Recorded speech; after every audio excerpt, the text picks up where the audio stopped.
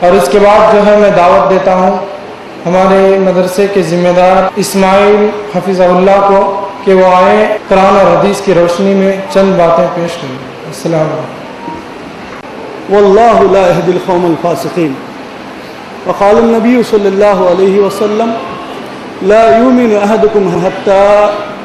احب اکون الیکم من والدہ وولدہ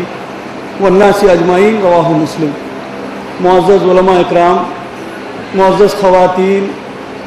میرے عزیز طالبات، تمام قسم کی تعریف، حمد و ثنا، بڑائی، کبریائی اس اللہ وحدہ لا شریک کے لیے لائق و زیبا ہے جس نے ہمیں ماں پیٹ سے صحیح سلامت پیدا فرمایا۔ وہی اللہ ہے ہمارے تمام ضرورتوں کو پورا کرتا ہے۔ وہی اللہ ہے ہمارے تمام مشکلوں کو آسان کرتا ہے۔ اس اللہ کی اگر ہم کتنی بھی تعریف کریں کم ہیں۔ اس مختصر سے حمد و ثنا کے بعد درود و سلام کا نزول ہو میرے اور آپ کے آقا جناب محمد الرسول اللہ صلی اللہ علیہ وسلم پر، جن کو اللہ رب العالمین نے رحمت للعالمین بنا کر اس دنیا کے اندر مبعوث فرمایا۔ میرے پردہ نشین ماں بہنیں اور عزیز طالبات اور میرے دینی بھائیوں، میں آپ لوگوں کے سامنے جو آیت کریمہ کی تلاوت کی ہے سورہ توبہ سورہ نمبر 9 آیت نمبر 24 ہے۔ اللہ تبارک و تعالیٰ اس آیت کریمہ میں ارشاد فرماتا ہے، اللہ تعالیٰ اس آیت کریمہ میں 8 چیزوں کا ذکر فرمایا ہے۔ 8 چیزوں کا ذکر اللہ رب العالمین نے اس آیت کریمہ میں فرمایا۔ وہ 8 چیزوں کا تعلق انسان کے ساتھ روزانہ ہوتا ہے، جیسا کہ اللہ تبارک و تعالیٰ نے فرمایا قُلْ إِنْ كَانَ آبَاؤُكُمْ، اے نبی فرما دیجئے تمہارے باپ، وَأَبْنَاؤُكُمْ تمہارے بیٹے، وَإِخْوَانُكُمْ تمہارے بھائی، وَأَزْوَاجُكُمْ تمہارے بیویاں، وَعَشِيرَتُكُمْ تمہارے رشتہ دار، وَأَمْوَالٌ اقْتَرَفْتُمُوهَا وہ مال جسے تم نے کمایا ہو، وَتِجَارَةٌ تَخْشَوْنَ كَسَادَهَا وہ تجارت جس کی کمی سے تم ہمیشہ ڈرتے رہتے ہو، وَمَسَاكِنُ تَرْضَوْنَهَا وہ محلیں، وہ گھریں جس کے اندر تم رہنا پسند کرتے ہو۔ اگر یہ 8 چیزوں کی محبت کے مقابلے میں احب الیکم من اللہ ورسولہ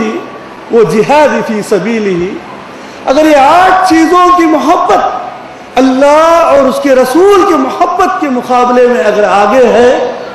تو سمجھ لو کہ تم نقصان میں ہیں، سمجھ لو کہ تم گھاٹے میں ہیں۔ فَتَرَبَّصُوا انتظار کرو، پھر تو یاتی اللہ بِأَمْرِهِ اللہ کا عذاب تم پر آ جائیں۔ وَاللَّهُ لَا يَهْدِي الْقَوْمَ الْفَاسِقِينَ اللہ تبارک و تعالیٰ فاسقوں کو ہدایت نہیں دیا کرتا، اللہ تبارک و تعالیٰ فاسقوں کو، فاجروں کو راہ راست تو نہیں بتلاتا۔ میرے عزیز طالبات اور میرے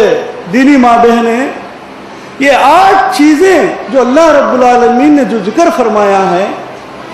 ماں باپ کی محبت، بچوں کی محبت، بھائیوں کی محبت، بیویوں کی محبت اور رشتہ داروں کی محبت، مال کی محبت، گھر کی محبت، تجارت کی محبت، یہ 8 چیزیں الحمدللہ ایسا نہیں ہے کہ اللہ کا کہنے کا مقصد یہاں پر کہ تم یہ 8 چیزوں کے ساتھ محبت نہ کرو، الحمدللہ ان 8 چیزوں سے محبت کرو، لیکن کبھی ایسا نہ ہو کہ یہ 8 چیزوں کی محبت کے مقابلے میں تمہاری اللہ اس کے رسول کی محبت نیچے نہ آ جائے۔ اللہ اس کے رسول کا محبت کا مقابلہ جب تمہارے سامنے آ جائے تو ثابت کر دو کہ جو ہے ہم اللہ اس کے رسول سے محبت کرنے والے ہیں، ہم اللہ اس کے رسول سے جو ہے ان 8 چیزوں سے ہماری محبت غالب رہنے والی ہے۔ تو لہٰذا میرے بھائیوں میں یہ کہتا ہوں کہ یہ 8 چیزوں کی جو ہے انسان سے ہمیشہ جو ہے روزانہ لگاؤ ہوتا ہے۔ کبھی آپ دیکھتے ہیں انسان کاروبار کی محبت میں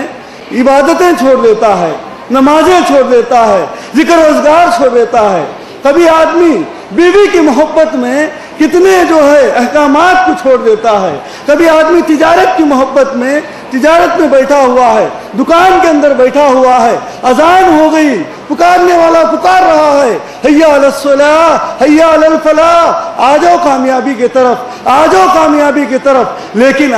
इंसान को जो है ये तिजारत की मोहब्बत इस पर गालिब आ जाती है तो वो आदमी जो है अपनी तिजारत के अंदर बैठ जाता है। तो उसी तरीके से कोई आदमी जो है घर बनाने की मोहब्बत के अंदर अल्लाह के अहकामात टूट रहे हो, अल्लाह के रसूल के तरीके छूट रहे हो, कोई बात नहीं है। सुबह शाम इंसान जो है माल कमाना और घर बनाना इसी मोहब्बत के पीछे लगा हुआ रहता है। लेकिन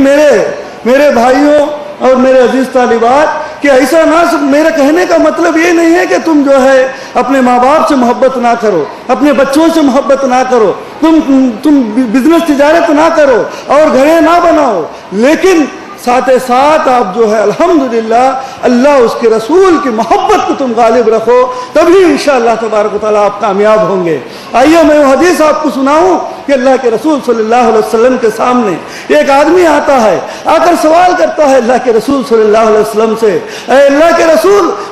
मुझे बताइए क़यामत कब आएगी, क़यामत कब आएगी? अल्लाह के नबी ने फरमाया, अरे फलां क़यामत के मुतालिक पूछता है, उसके बारे में तूने क्या तैयारी की है, उसके बारे में तूने क्या तैयारी की है? तो वो आदमी कहता है, अल्लाह के रसूल ऐसे कोई बड़ी तैयारी तो मेरे पास नहीं है, लेकिन ये तैयारी तो जरूर है, मैं अल्लाह उसके रसूल से सच्ची मोहब्बत करता हूँ। तो अल्लाह के रसूल सल्लल्लाहु अलैहि वसल्लम ने फरमाया, ऐ फलां खुश हो जा, ऐ फलां खुश हो जा, यही मोहब्बत तुझे जन्नत के अंदर ले जाएगी। रावी हदीस कहते हैं, आका का ये जुमला सुनने के बाद मुझे इतनी खुशी हुई, इस्लाम लाने के बाद फिर कभी मुझे इतनी खुशी नहीं। तो मेरे अजीज तालिबात, कहने का मकसद यह है कि हमेशा अल्लाह उसके रसूल की मोहब्बत को जो है गालिब रखो, हर हाल में अल्लाह उसके रसूल की मोहब्बत को तुम गालिब रखोगे, अल्लाह तबारक व तआला तुम्हें दुनिया के अंदर भी चैन और सुकून वाली जिंदगी देगा। इंशाअल्लाह तबारक व तआला आखिरत की जिंदगी के अंदर भी तुम्हें अल्लाह तबारक व तआला चैन और सुकून वाली जिंदगी अता करेगा। जबकि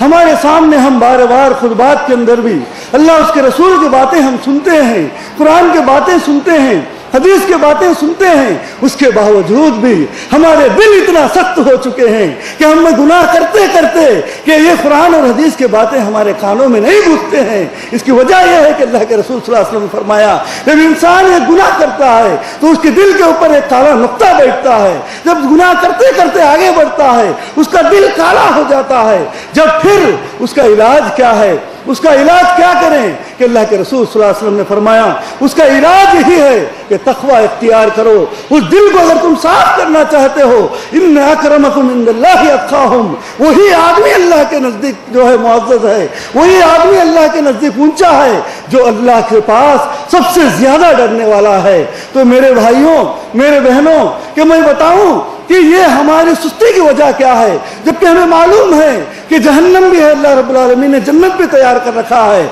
उसके बावजूद भी आज हम क्यों ये सुस्ती के अंदर, ये काहिली के अंदर पड़े हैं। मैं बताऊं कि अल्लाह के रसूल सल्लल्लाहु अलैहि वसल्लम ने इरशाद फरमाया, अबू दाऊद की रिवायत है कि अनकरीब क़यामत के करीब तुम्हारे ऊपर ये गैर कौम जो है चढ़ दौड़ेगी,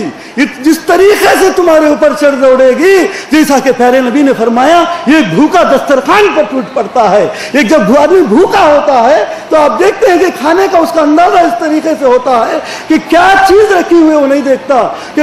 उस खाने पर टूट पड़ता है। कुर्बान जाऊं उस नबी पर, क्या मिसाल है। अल्लाह के नबी ने फरमाया कि ये काफिर कौम जो है तुम पर इस तरीके से चढ़ दौड़ेगी कि जैसा कि एक भूखा दस्तरखान पर टूट पड़ता है। साहबा कराम ने बड़े ताज्जुब के साथ पूछा, अल्लाह के नबी क्या उस वक्त हमारी तादाद कम होगी, क्या मुसलमानों की तादाद कम होगी? तो अल्लाह के नबी ने फरमाया, ऐ साहबा, तादाद में तो बहुत ज्यादा होंगे, गिनती में तो बहुत परसेंटेज होगी, लेकिन उनकी हैसियत ऐसी हो चुकी होगी जैसे कि एक नाले पर, एक पानी पर बहता हुआ तिनके के मिसाल उनकी हैसियत हो चुकी होगी। देखने के एतबार से तो मुसलमानों की तादाद होगी, लेकिन अंदर से, जैसे कि आप देखते हैं जब दाना को कोई یہ کیڑا کھا جاتا ہے، اوپر سے دیکھنے کے اعتبار سے دانا صاف ہوتا ہے لیکن اندر سے وہ کھوکھلا ہو جاتا ہے۔ وہی مثال اللہ کے نبی نے دیا، کہا کہ یہ پانی پر بہنے والے تنکے کی حیثیت ان کی ہو گئی ہوگی، اور اللہ تبارک و تعالیٰ ان کے دلوں میں کافروں کا رعب ڈال دے گا۔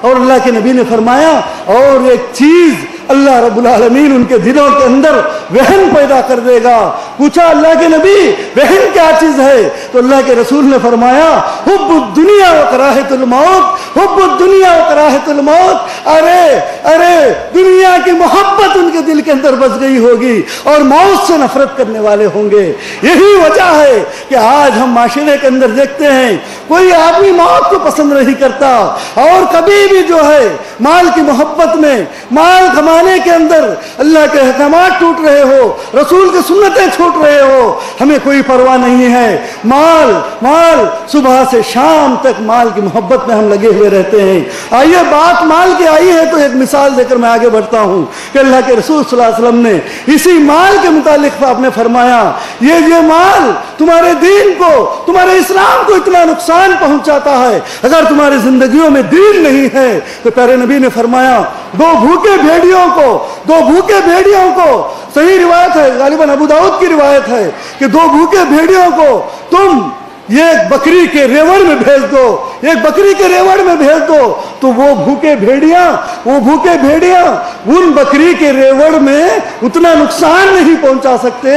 یہ مال تمہارے دین کو اتنا نقصان پہنچاتا ہے۔ میرے عزیز طالبات اور میرے ماں بہنوں، میرا کہنے کا مقصد یہ ہے کہ مال کمانے کی غلطی نہیں ہے، مال کے ساتھ ساتھ جو ہے اللہ اس کے رسول کے احکامات پر زندگی گزاریے، کیونکہ یہ چند دن کی زندگی ہے، ہم ایک نہ ایک دن یہ دنیا چھوڑ کر جانا ہے۔ تو اگر تم اس آخرت کے میدان میں اگر انشاءاللہ غالب ہونا چاہتے ہو تو اللہ اس کے رسول کے محبت کو جو ہے آگے بڑھاؤ، جیسا کہ صحابہ اکرام نے جو ہے ان صحابہ اکرام کی زندگی کو اگر ہم اٹھا کر کے دیکھیں، انہوں نے ثابت کر دکھایا کہ جب مال کی قربانی کا موقع آیا، بچوں کی قربانی کا موقع آیا، بیوی کی قربانی کا موقع آیا،